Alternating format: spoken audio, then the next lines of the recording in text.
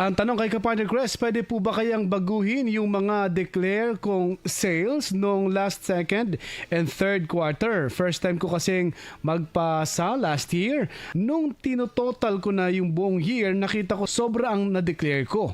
May penalty po kaya ako, Kapartner Chris? Ayan, so pwede po tayong mag-amend ng ating tax return as long as wala po tayong letter of authority. Sabi po nung tax code, pwede po kayong mag-amyenda doon sa tax return na kailangan ninyong i-adjust. Now, I suggest po doon sa second and third quarter, instead of dalawa yung inyong i-amend, para ano ba yan? Upward adjustment o downward? Mas malaki ba yung na-declare niya compare doon sa actual?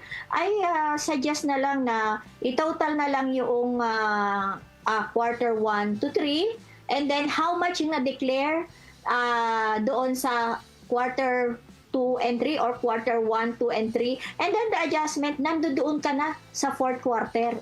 So hindi ka na mag-a-amend kasi pag tinotal din naman yun, ay yun na rin naman yung iyong actual na sales or actual sales mismo. So less yung pag-amend. Although pwedeng mag-amend, pero kung malaki naman talaga yung diferensya, doon na lang natin habulin sa quarter filing, yung fourth quarter.